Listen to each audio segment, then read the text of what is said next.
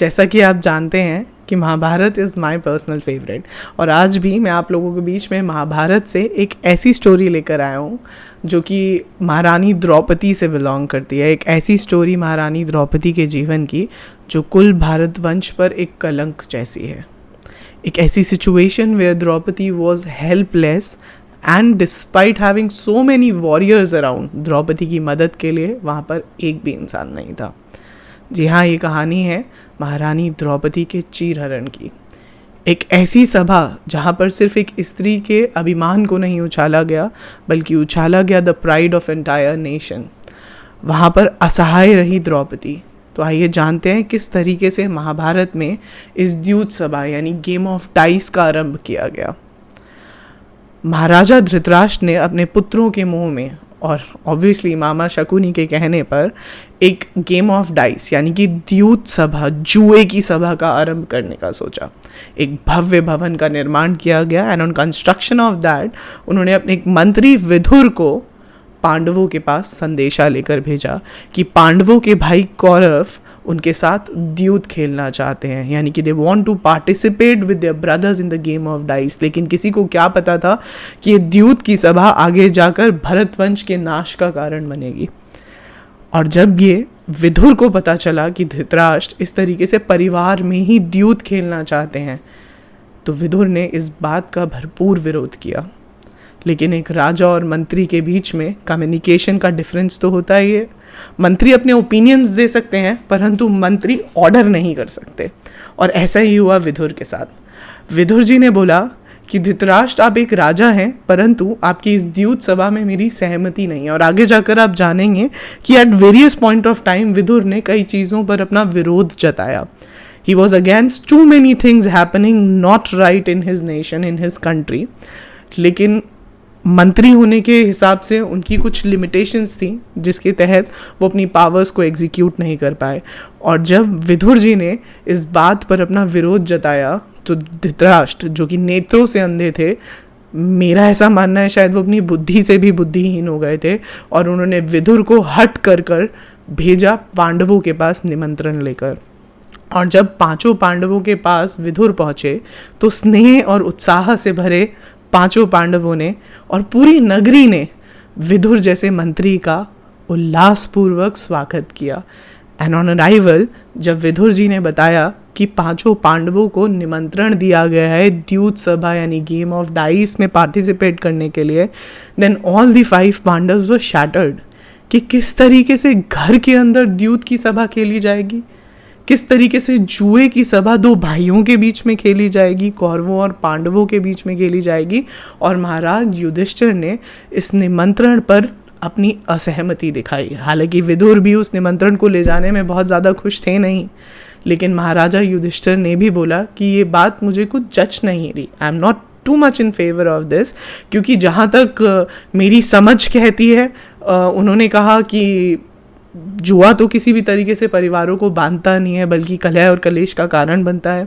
और जब ये बात उन्होंने साझा की विदुर के साथ तो उन्होंने बताया कि वो भी इस प्रस्ताव के खिलाफ थे, परंतु महाराजा धृतराष्ट्र के हट करने पर उन्हें यहाँ आना पड़ा।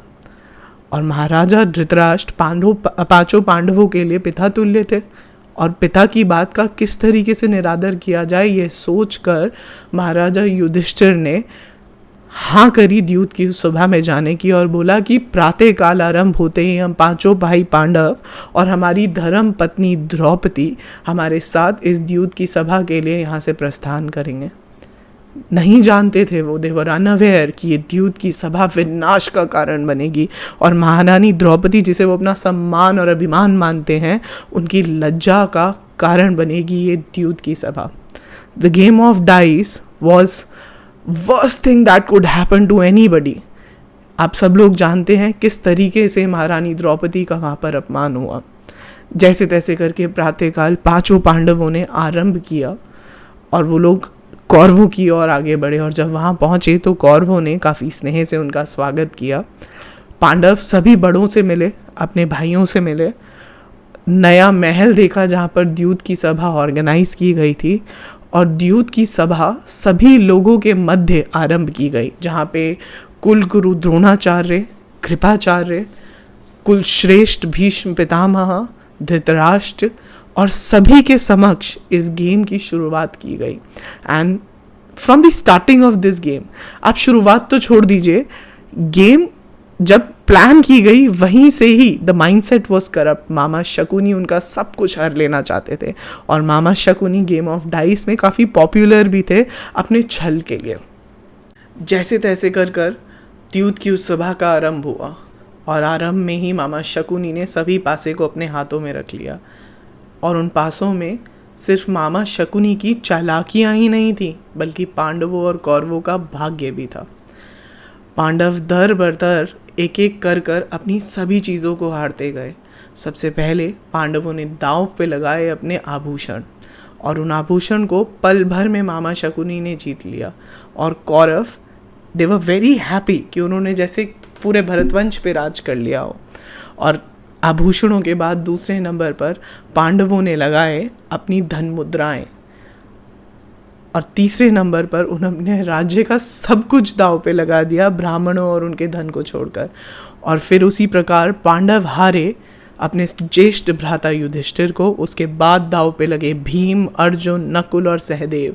और सबको दांव में हारने के बाद जब पांडवों के पास ना तो नगर बचा, ना पैसा बचा, ना साम्राज्य बचा, तो पांडवों ने एक पल ना सोचा और अपनी धर्म पत्नी और जीवन संगनी द्रौपदी को भी दांव पे लगा दिया। Draupadi was completely unaware of this.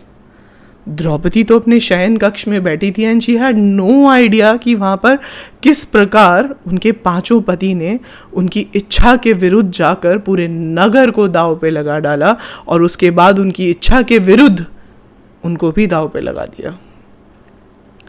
भरतवंश के कुलश्रेष्ठ भीष्म पितामह, धृतराष्ट्र जो नेत्रहीन नहीं बुद्धिहीन भी हो गए थे, माता गंधारी, और समस्त लोगों के बीच में इतना बड़ा अन्याय हो रहा था, लेकिन किसी को भी आवाज़ उठाना उचित नहीं लगा। और द्रौपदी के प्रति इस अपमान के लिए किसी को भी आवाज़ उठाना ज़रूरी नहीं लगा।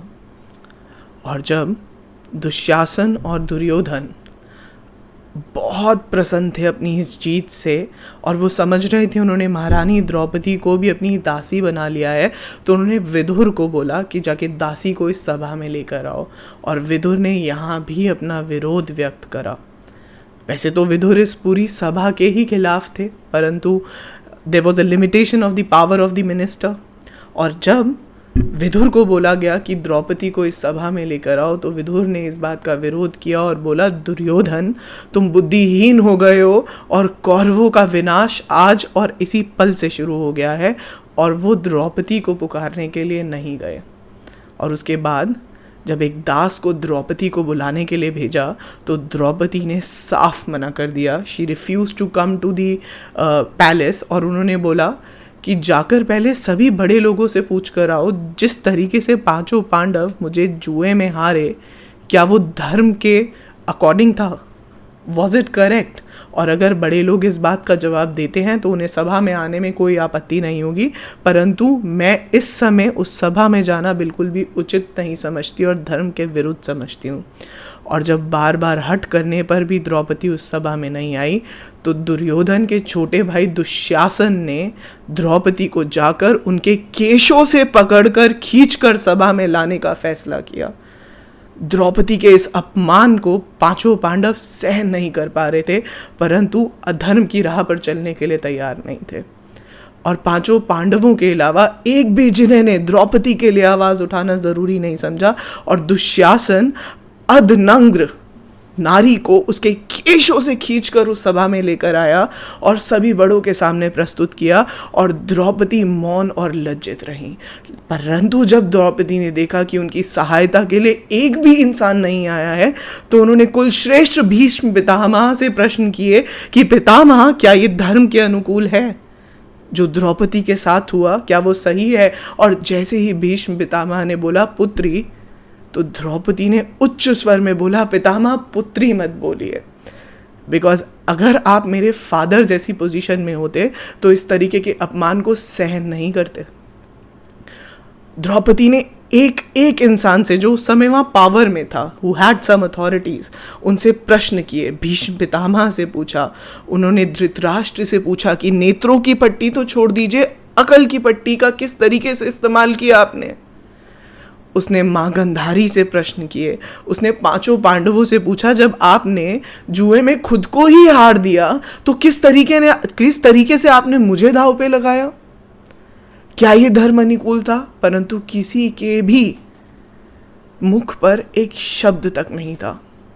और फिर दुर्योधन ने हंसते हुए अपने छोटे भाई दुशासन को बोला कि ये सब हमारे दास हैं, पांचों पांडव हमारे दास हैं, इनकी धर्म पत्नी द्रौपदी हमारी दास है, जाके इन्हें वस्त्रहीन कर दो और आज से इन्हें हमारे दासित्व में लेकर आओ। और दुशासन ने जाकर महारानी द्रौपदी के चीर को खींचना शुरू किया, और ऐसे चीर खींचने लगा जैसे कोई इंसान सोच भी नहीं सकता भरी सभा में इतनी अपमानित महारानी के लिए इस व्यवहार के बारे में। और द्रौपदी ने आंखें बंद कर कर पूरा भार कृष्ण के ऊपर छोड़ दिया। और कहते हैं दुशासन चीर खींचता ही चला गया, बट वो साड़ी का वो छोर कभी ख़त्म नहीं हुआ। दुशासन की भुजाएं थक गईं, लेकिन वो साड़ी नहीं रुकी। और इस तरीके से कृष्णा ने द्रौपदी की लाज बचाई। द्रौपदी के सिर्फ एक सहायक हुए श्री कृष्ण। कृष्ण की मदद के बिना द्रौपदी वॉज हेल्पलेस। अगर आपको ये कहानी पसंद आई हो तो चैनल को सब्सक्राइब ज़रूर करें, कमेंट करें, शेयर करना ना भूलें। मुझे इंस्टाग्राम पे फॉलो करने के लिए लिखिए साधक_वृंदावन। नमस्कार।